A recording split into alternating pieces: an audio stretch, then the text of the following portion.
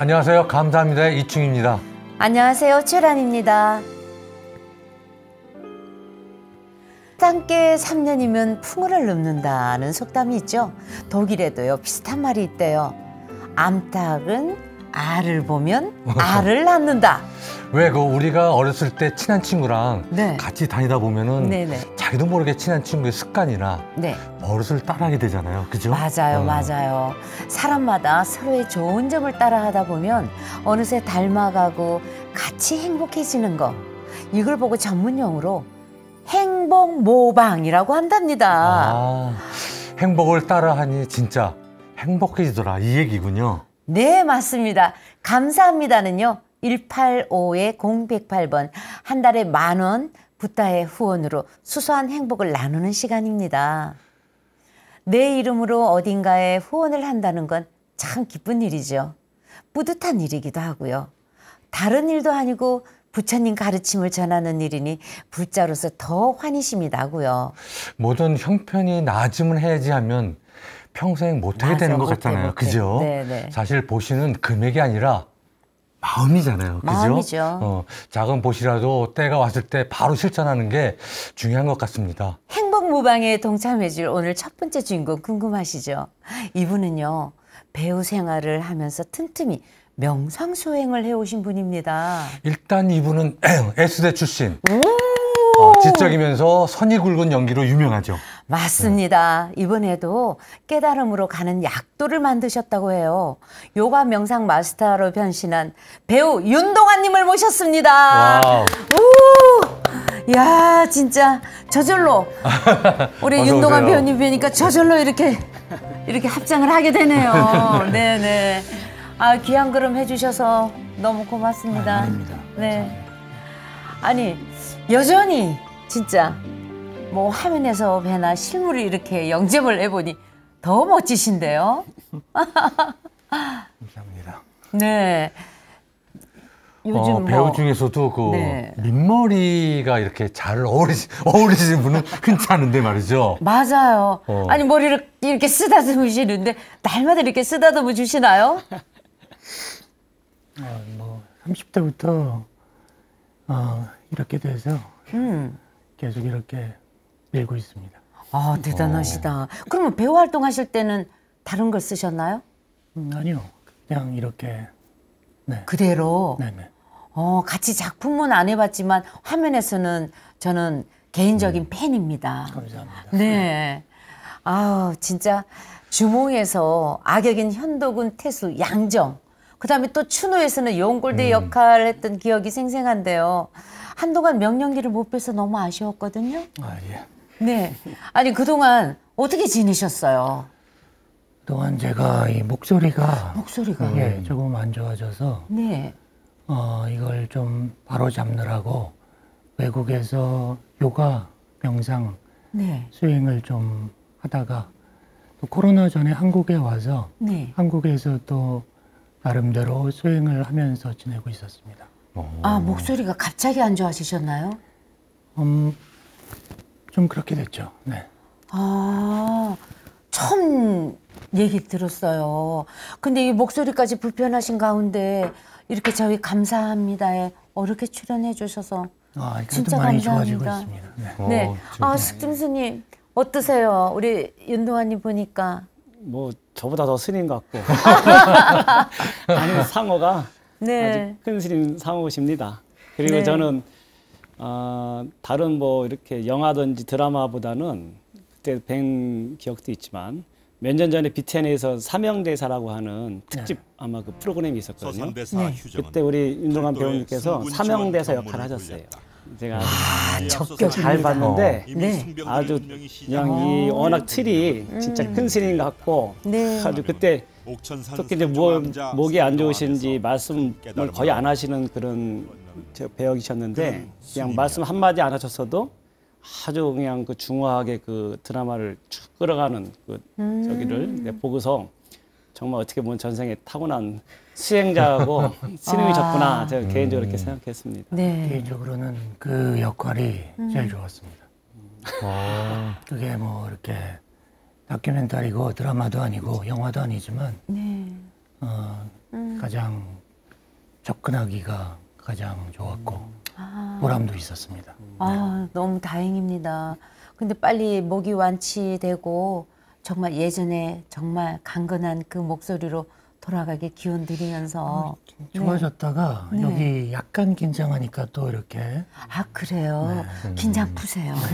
저희는 전혀 그냥 아니 나 워워입니다. 그 전에 그 드라마 때 그 주몽에서 그 쩌렁쩌렁하고 그 태수 역할을 하시는 그게 기억이 많이 났거든요. 아 예. 네, 그럼요. 좀 악역이었는데 너무 잘 어울리시더라고요. 진짜 뭐 전 국민의 인상적이었죠. 근데 얼마 전에 약소암을 다녀오셨다고 그래요. 그 약소암과는 어떤 인연이 있으셨는지요? 약소암은 20대 때 제가 전국의 절들을 다니면서 수행하고 그랬던 때 가장 많이 머물렀던 그런 절이었고 아, 거기서 또 스승님, 제 나름대로의 스승님을 모시고 수행하면서 철야 정진도 했었고요. 거기서 종교 경험 비슷한 그런 좋은 경험들도 많이 했습니다. 20대 때부터 그때 다니셨다는 거예요? 네. 그럼 지금은 몇 대세요? 정말 아니 연령을 측정하기가 너무 어려우세요. 50대. 40대세요? 50대. 50대. 아니 청년 시절 약소하면서 철야정진을 하셨다니 아 정말 이쯤 되면은 우리 윤동환 씨가 정말 배우인지 아까 우리 스님 말씀처럼 구도자인지 헷갈리는 분들도 계실 것 같은데요. 지금 직업을 물으면 뭐라고 대답하실 수 있겠어요? 지금은 요가 명상 안내자입니다. 네. 맞아요. 거기에 대해서 또 우리 얘기도 한번 들어볼까 해요. 네. 근데 그냥 그 약도도 아니고 깨달음으로 가는 약도를 만드셨다는데 그 그게 책 제목은 굉장히 관심가요. 무슨 얘기인지 예. 그렇게 그 책 제목을 생각하게 된 거는 그 약소하면서의 좋은 경험도 있었고 또 이렇게 막 눈물이 막 나고 콧물도 그랬던 어떤 좋은 경험이 있었고 그 좋은 경험을 반복하려고 했는데 잘 안 되더라고요. 네, 환희심 같은 거. 그래서 이렇게 어렵구나 좋은 경험을 하기가 그렇게 생각하고 있다가 이제 프랑스로 유학을 갔는데 거기서 또 경험을 또 했어요.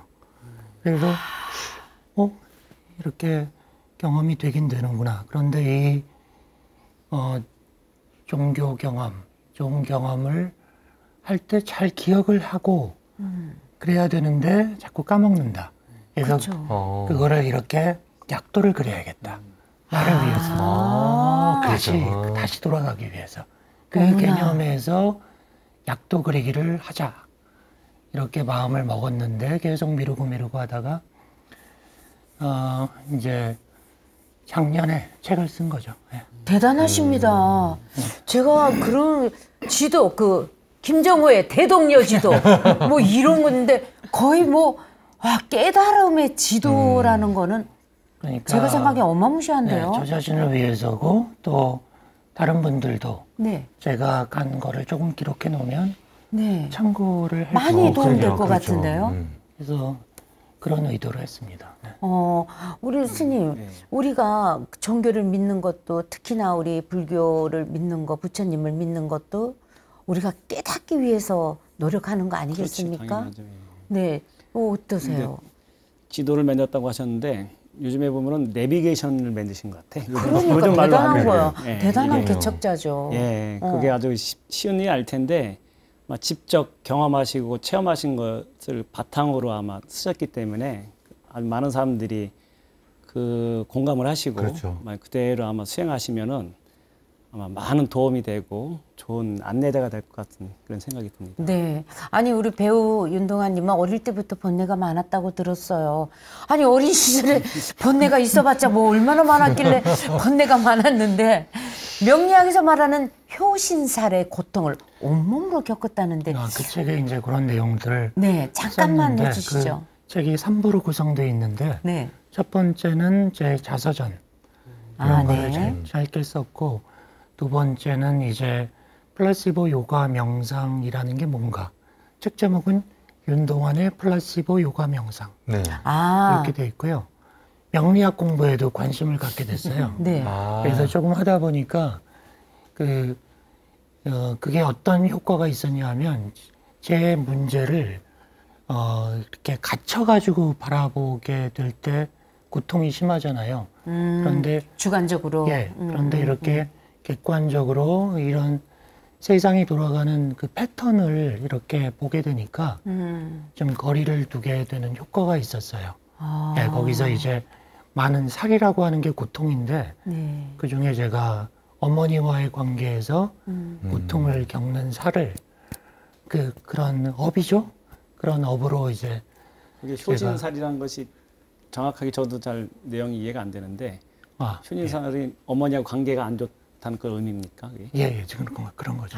그럼 효진살이. 네, 뭐 부부 관계가 안 좋을 수도 있고 여러 가지 그렇죠. 사람마다 그 각종의 네. 각양각종의 그 까르마 관계에서 업장이 네. 다 있는데 이제 제가 해결해야 될 부분이 어머니와의 관계의 문제를 해결해야 되는 부분이 있구나 이렇게 객관화시키면서 어머니도 용서하고 또 어머니에게 용서를 구하고 상처가 있으셨군요. 네, 뭔가. 그런 네네네네. 부분들을 이제 보게 됐죠. 그러니까 내 안에 갇혀서 나를 생각하고 주관적으로 볼 게 아니라 크게 보고 내가 하나로 나를 유체 이탈시켜서 다시 나를 들여다보면 객관화가 된다는 그런 깨달음이라는 거죠. 예, 그게 이제 뭐 꼭 명리학뿐만이 아니고 네. 학문 자체가 네. 그렇게 객관화시키는 역할을 하는 것 같아요.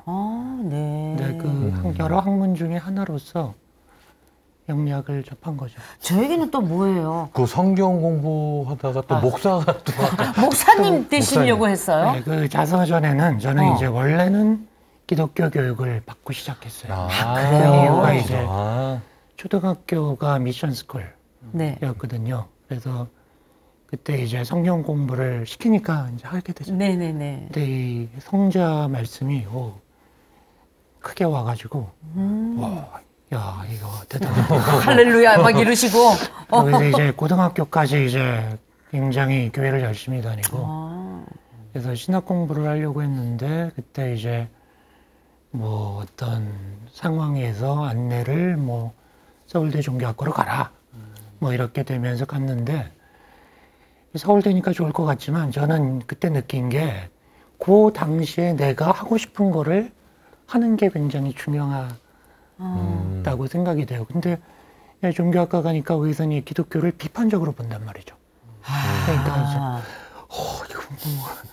이제 이거 뭐야? 혼돈. 혼돈이 됐겠네요. 혼돈이 되고 막 이러면서 저는 고통이 좀 많이 있었어요. 그러다가 나중에는 이제 기독교에서 이렇게 얘기하는 과정에서 또 이것도 아니네. 그러면서 이제 그 정체성 혼란을 겪으면서 기독교를 이렇게 떠나고 또 이제 뭐 인도 쪽으로 그 당시에는 제가 또 크리슈나 라주니 팬, 크리슈나 무르티 라주니 씨 팬이었거든요. 진짜? 그래가지고 이게 한 번에 이렇게 혹 하면 훅 빠지는 스타일 아닙니까? 그래서 이렇게 그러신 것 같은데. 제가 종교학과잖아요. 네. 실제로도 종교들을 쫙 봐야 되니까. 네네. 많이 봤죠. 네. 그러다가 이제 불교에 또 이런 게 있어. 야, 이런 거였어? 이렇게 불교. 그래서 지금까지 이제 이어지게 된 건가요? 아니 근데 어떻게 그렇게 하다가 연기를 또 하게 된 거예요? 연극은 연극. 네. 그것도 이제 또 이제 저는 명리학을 공부하다 보니까 팔자적으로 많이. 너무 재밌어. 근데 제가 또 그런 그 연예인기 조금 있었. 그게 이제 예술적인 부분에서 제가 원래 관심을 가진 건 영화 감독이었어요. 영화 제작 감독. 네. 그래서 영화에 매료돼가지고 하나에 빠지면 하나에 빠지면 푹 올인이야. 왜냐하면 우리 윤동환 배우님께서 예를 들어서 종교학과를 진학하지 않고 연극영화과나 아니면 뭐 신문방송이나 뭐 이런 걸 했으면 영화 제작이나 뭐 영화 감독으로 또 지금 있을 수도 있는 거잖아요. 네, 늦게나마 감독을 하긴 했어요. 아니 뭔가 그 얘기는 내가 듣긴 들었어. 하기도 했는데 어쨌든 시작을 제가 이제 서울대 졸업하고 한양대 편입을 하면서 연극영화과 진학을 하셨다면서요? 예, 편입을 한 거죠. 하여튼 공부 잘하니까 되는 거야. 이제 서울대학교 졸업하고 한양대학교를 또 간 거야. 연기. 그런데 이제 거기서 영화 연출을 할래, 연극을 할래 이렇게 선택권을 주는데 영화 연출은 제가 평생 할 거라고 생각을 했어요. 근데 연기자는 하고는 싶은데 내가 할 수 있을까? 뭐 이런 식으로 생각했거든요. 그래서 이렇게 딱 질문이 왔을 때 연극을 먼저 하자 이렇게 해서 연극을 잡은 거예요. 사실은 둘 다 할 속셈이었네요. 네, 그렇죠. 사실은 더 영화 연출이 더 마음에는 많이 있었고. 오히려 근데 이걸 그쪽을 또 택하면서. 교수님 다재다능 아닙니까? 그렇죠. 다재다능. 오지랖. 아니요, 세상에. 근데 그때 기억하는 분들 많으실 거예요. 정말 혜성과 같이 등장했다는 표현이 맞을 정도로 신선한 등장이었는데 첫 드라마로 일약 스타가 되셨잖아요, 솔직히. 네. 온 국민이 뭐 다 알게 됐으니까. 네. 그 1993년 MBC 방송 21기 탤런트로 합격하면서 연기 생활을 시작하신 거죠? 네. 네. 첫 작품이 뭐셨나요? 옥새바람이라고 MBC의 청사 특집극으로서 미국에서 로케이션 하기도 했던 그때 당시에? 작품이었는데 햇병아리가 큰 걸 맡았죠. 아니 그 감독이나 작가님이 이 안목이 있으신 거죠. 우리 배우 윤동아님을 보는 캐스팅 안목을 보고 하신 거죠. 그 이미지 캐스팅에 맞았던 거죠. 근데 그 당시에 그 복을 지키는 지혜가 없었다고 하는데 그게 그걸 이제 또 책에서도 썼는데 그때 이제 나름대로 스타가 됐는데 그런 기회가 지금 생각해 보면 상당히 귀한 것이라는 거를 그럼요. 알았는데 그 당시엔 몰랐어요. 이건 뭐야, 나는 그리고 영화 쪽을 선호했는데 드라마로 시작을 하다 보니까 약간 제가 기대했던 거하고 조금 안 맞는 게 좀 있었고, 약간 문제는 제가 시선이 좀 부정적이었던 거죠. 그 일에 몸담고 있으면서도 이거 왜 이러지? 왜 이러지? 항상 그게 이제 사주적으로 나타나는데 어쨌거나 좀 약간 삐딱삐딱이의 어떤 요소가 있어가지고 그런 삐딱선을 타는 요소를 가지고 있는 나를 바라보는 그 시선을 가져야 되는데 그런 객관화 시선이 그 당시 좀 없었다. 그래서 어렸으니까요. 특히 이제 저는 저의 그 히어로 중에 하나가 이제 손흥민. 네네네. 축구. 사실은 그의 아버님. 네. 손흥정 씨가 굉장히 훌륭하다고 생각하는데 그분이 이제 손흥민이 그 골든 부트를 타고 왔을 때 좋으시죠? 그랬더니 별로 좋아하지 않는. 그때 하는 말이 호사다마다. 그러면서 오히려 그냥 다 엎드리는 이제 고사로 치면은 세옹지마잖아요. 네. 근데 그것이 갖고 있는 의미가 굉장히 큰 건데 그 하나의 의미만 잘 그 기억하고 있어도 삶에 굉장한 도움이 되는 것인데. 그렇죠. 그래서 그런 좋은 기회가 왔을 때 그거를 그 어떤 하늘의 어떤 선물로 알고 활용할 줄 알고 이런 자세가 굉장히 중요한 것 같아요. 지금 생각하면. 그렇죠. 어렸을 때는 쉽게 그런 행운이 아니면 그런 기회가 찬스가 늘 주어진다고 생각할 수도 있어요. 모르니까 어리고 경험을 못 해봤으니까. 네, 모르니까. 맞아요. 근데 석중 스님, 부처님이 기쁠 때 너무 기뻐하지 말라고 하셨잖아요. 같은 얘기인 것 같아요. 그죠? 그렇죠. 모든 우리 불교에서는 극락즉비라 해가지고 아주 기쁨이 극까지 가면은 슬퍼진다는 말이 있어요. 뭐냐면은 뭐든지 좋으면은 좋은 게 끝까지 갈지 알지만 우리 중생들의 삶은 올라갔다 다시 내려오는 것이 반복하는 것인데 우리 윤 배우님도 이렇게 보니까는 어린 나이에 뭐 최고의 어떤 지에 올라온 거 아니겠습니까? 본인이 원하던 원하지 않던 사람들이 그렇게 요구했기 때문에 올라온 건데 거기에 대해서 어린 나이에 당연히 모르겠죠. 하지만 지금 말씀하시는 거 보니까 지금은 그때 내가 어렸다 잘 몰랐다 하는 거 보니까 많이 성숙하신 것 같아요. 아, 엄청 지금은 부처님 말씀대로 그럼요. 인생에 대해서 세옹지마 그다음에 호사다마 이치를 네. 아시니까 지금 뵙기에도 얼굴이 아주 편하신 것 세상 같습니다. 돌아가는 순리 이치를 다 네. 깨달으신 것 같아요. 이라도 아니 다행이죠. 아마 그걸 못 해줬으면 지금도 헤맬지 몰라요. 그렇죠. 그렇죠. 그때 큰 경험이 지금은 이렇게 평온하게 이렇게 얼굴에 나타나시는 것 같아요. 네. 근데 그때 잘 나갈 때 한국을 갑자기 떠난 이유가 있나요? 그것도 이제 사주적으로 사주적으로. 얘기할 수가 있지만 아주 쉽게 말하면 저거죠. 그냥 역마살. 맞습니다. 네, 방랑. 뭐 그냥 돌아다니지 않으면 몸이 아픈 느낌? 뭐 그런 느낌. 아, 그래요. 혹시 결혼하셨죠? 네.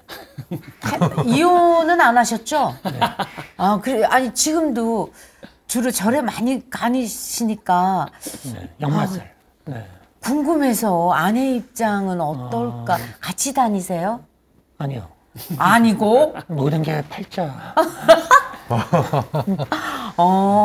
그래서 아내분이 굉장히 또 깊이 있게 이렇게 받쳐주고 이해하니까 가능한 거 아니겠습니까? 아니, 그죠? 우리 운동하는 사람들도 역마살 있어요. 그렇지. 막 맞아요. 지방 다니죠. 해외 시합 나가죠. 뭐 하고 그러면. 지금 당연하죠. 우리 스님들 네. 전국 팔도를 갔다가 그렇죠. 맞아요. 3개월 맞아요. 시행하고 3개월 만행하고 네. 이게 스님들이 거의 팔자에 보면 역마살이 거의 있다고 하거든요. 저도 개인적인 얘기지만 저 결혼을 했는데 남편 얼굴을 볼 수가 없었어요. 일주일에 딱 24시간.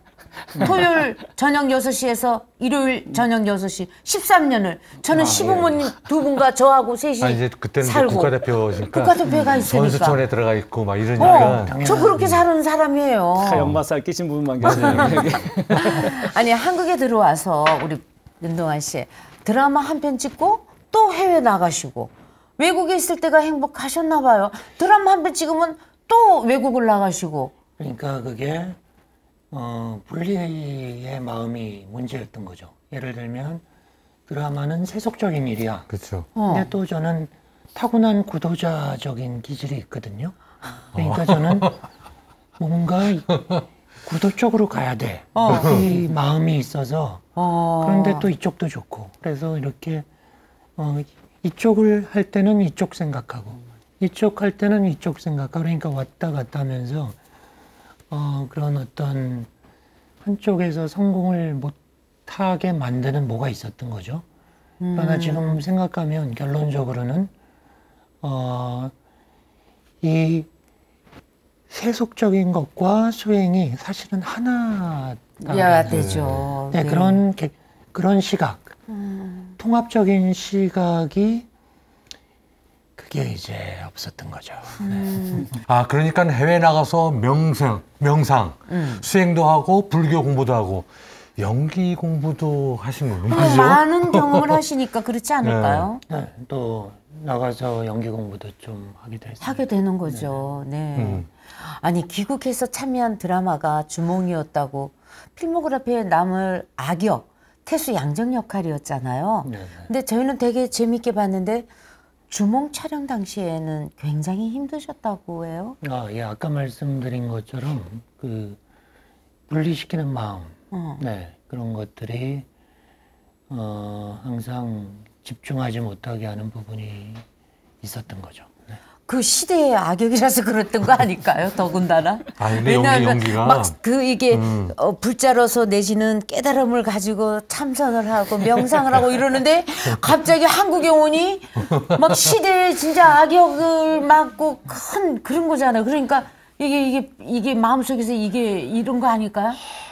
그렇기도 하고 또 제가 배우이기도 하지만 또 이제 약간 그 무대에 대한 부담감도 좀 그 카메라 공포증 있었고 같은. 네, 그런 것도 사실 있었어요. 그래서 또 여러 가지 또 이렇게 사람들과 이렇게 관계 맺는 거에서 조금 부족한 부분도 있었고 부족한 게 너무 많아요. 한국에 있으면서도 깨달음을 찾기 위한 노력은 계속됐다고 해요? 네, 그래서 제가 그때 왔을 때 한국 내에서 수행할 수 있는 것들을 많이 찾아다녔고 그중에 저한테 도움이 됐던 게 그 금산에 있는 합이람이라는 단체가 있었는데 네. 거기서 좀 도움을 많이 받았습니다. 그리고 또 이외에도 불교 수행 단체 많이 찾아다녔고요. 네. 아, 그러면은 수행 단체에 있는 데를 우리 윤동아님이 가신 거예요? 아니면 절에를 그냥 주로 많이 다니신 거예요? 다 통합적으로. 통합적으로 네네. 있는 거예요? 영화 감독하다가 야, 이게 또 말씀드리기 좀 곤란한데 전 재산을 다 날리기도 했다고. 풍파가 굉장히 진짜 많았어요. 야, 근데 영화 감독하다가 날렸다기보다 이제 또 네. 그거는 이제 다른 데 투자하다가 뭐 이렇게 된 건데 뭐 그렇게 저는 뭐 누가 말하면 믿어버리고 뭐 이런 게 있어가지고 또 이렇게 순진하게 또 뭐 이렇게 하다가 그런 것도 있었고 또 이렇게 좀 말을 좀 세게 하다가 좀 불이익 당한 것도 있고 여러 가지로 해서 어려움이 있었죠. 네. 나 지금 솔직히 네. 처음에 우리 이제 윤동 회원님이 왔을 때 구두자이면 저절로 합성이 왔거든요. 근데 지금 이렇게 얘기를 듣고 하니까 너무 귀여워. 너무 귀여운 거예요. 아니 그래서 이제 그 내면에 그 쌓인 스트레스가 네. 혹시 목으로 온 게 아닌가요? 예, 그렇습니다. 그럴 수 그리고 있죠. 이제 제가 그 당시 여러 가지 일들을 겪으면서 감정 조절 문제, 스트레스 문제가 저한테 원래 있었던 건데 그때까지 몰랐는데 저는 제 중심적으로 사고를 하니까 내가 그냥 당연한 줄 알았죠. 근데 이제 지금 와서 생각해 보면 나의 어떤 에고의 문제 뭐 이런 것들이 있었는데 그 당시에 어떤 계기를 통해서 화산처럼 분출하면서 목이 상하게 됐고 그러면서 그거를 해결하는 과정을 지금 이제 8년째인데 계속 8년이나? 예, 그래서 저는 해결하는 방식을 요가 명상으로 택했습니다. 그래서 제가 생각했던 요점이 뭐냐 하면 나의 생활의 문제, 생각의 문제가 있어서 어떤 이상이 왔다. 그러면 그 이상을 고치는 거에 있어서는 그 표면적인 현상을 바꾸는 게 아니라 내가 이걸 야기시켰던 그 생활을 바꿔야 된다라고 생각을 한 거죠. 고집열도에서 그 집을 바꿔야 되는 거죠. 네, 그래서 그 원인을 찾다 보니 탐진치잖아요. 네, 탐진치를 해결하기 위해서는 수행으로 가야 된다. 그게 뭐 8년이 걸리든 10년이 걸리든 20년이 걸리든 상관없이 그렇게 원인 제거 차원으로 가는 그런 방향을 택했고 거기서 이제 먼저 이제 뭐 인도네시아 발리에서 3개월 정도 요가 수행하고 그다음에 태국의 코팡안이라는 섬으로 가서 한 2년간 요가 수행하고 또 거기서는 또 절이 있잖아요. 태국이니까. 네. 절에서 생활을 했어요. 그래서 절에서 명상하고 요가하고 같이 하면서 해결을 해 나가려고 했던 거죠. 그중에 또 제가 발견한 게 부항 사열이 굉장히 좋다는 걸 발견했어요. 부항 사열. 사열. 네네네네. 네네네. 네, 침과 뜸과 부항이 있는데 전 그 부항이 맞더라고요. 그러다가 제가 또 최근에 발견한 게 이거야말로 탑이다. 그게 바로 이제 다름 아닌 운동이었습니다. 운동? 운동. 프로페셔널 하시니까 이해를 하실지 그 중에서 제가 택한 건 걷기. 아주 단순한 거. 그러다 보니까 이제 등산까지 연결이 되죠. 요즘은 이제 등산을 계속 하고 있습니다. 맨발로 산을 간다니까 깜짝 놀랐어요. 원래 맨발로 하는 게 그렇게 좋은 거예요. 그래요? 네, 전체는 아니고 네. 한 40% 정도 맨발로 하고 있어요. 그래도 대단한 것 같아요. 그럼요. 우리 같은 경우는 엄두도 못 그럼요. 내죠. 네. 해보셨어요? 아니요. 운동화 신고 해보. 운동화 신고. 그걸 네. 못하겠더라고요. 네. 그 서울 그 연화사에서도 그다음에 또 음성에 있는 또 버파림. 버파림에서도 강연과 수련회를 했다고 들었는데요. 네. 그 뭐지? 그? 플라시보 요가 명상은 어떤 건가요? 네. 아, 그거는 이제 제가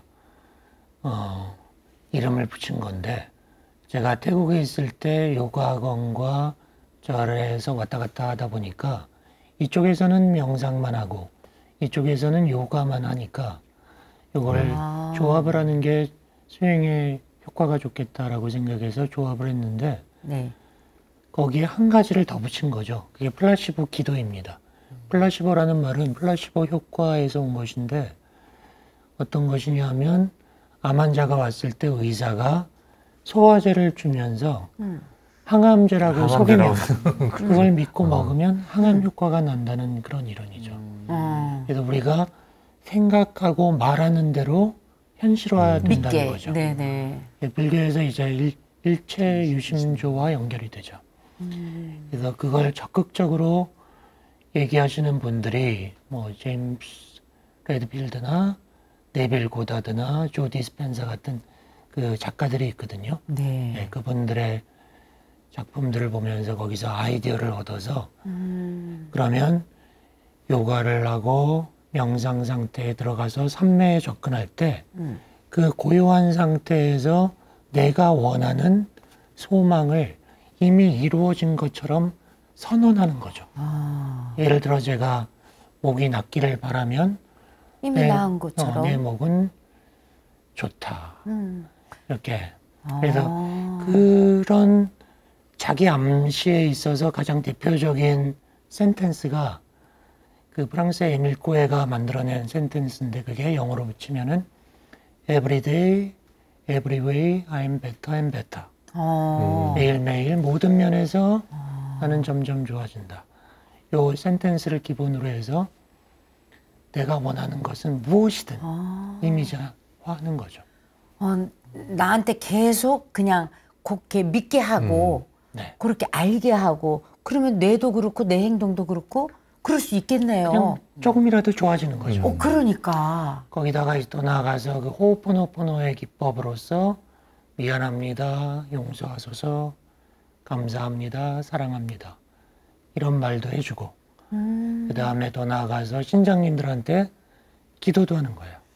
그래서 축원 기도, 나 자신을 위한 축원, 노바님들, 부모님들, 네.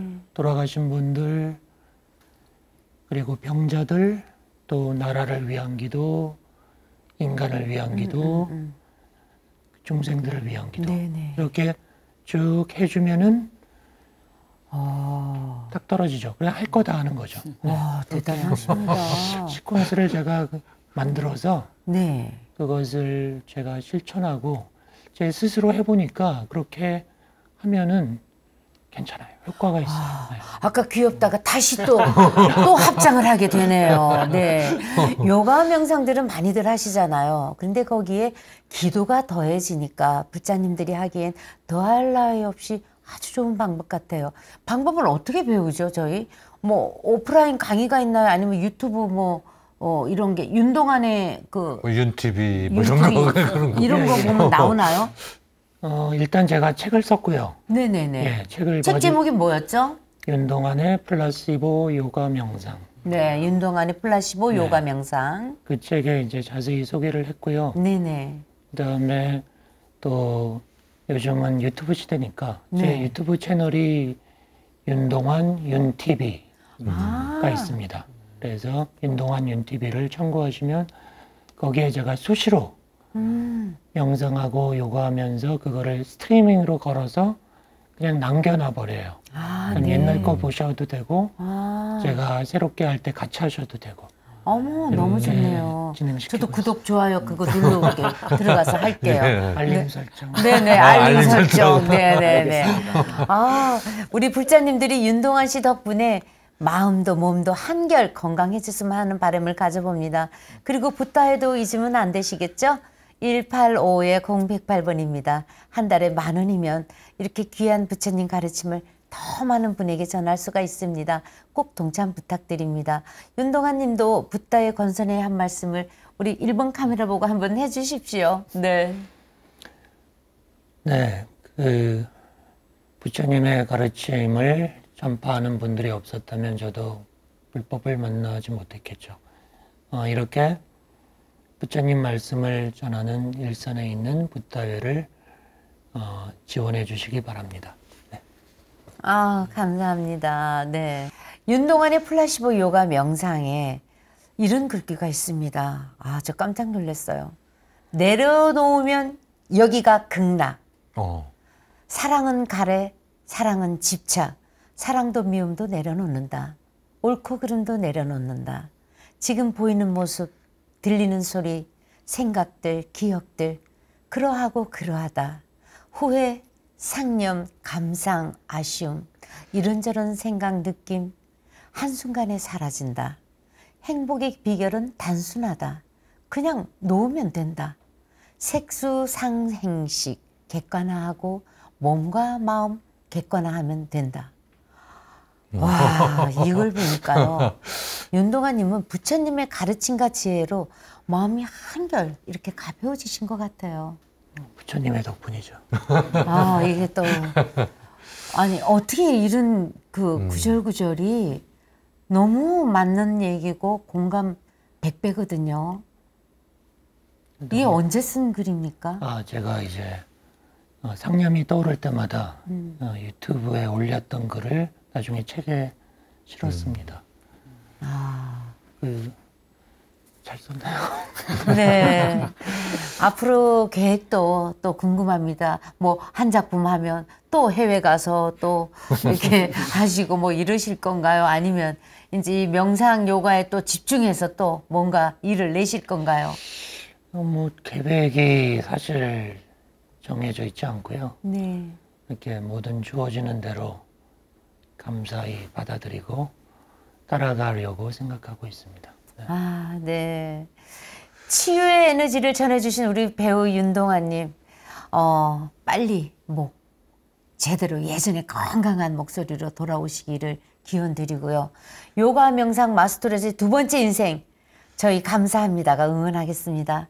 오늘 함께 해주셔서 정말 감사합니다. 감사합니다. 감사합니다.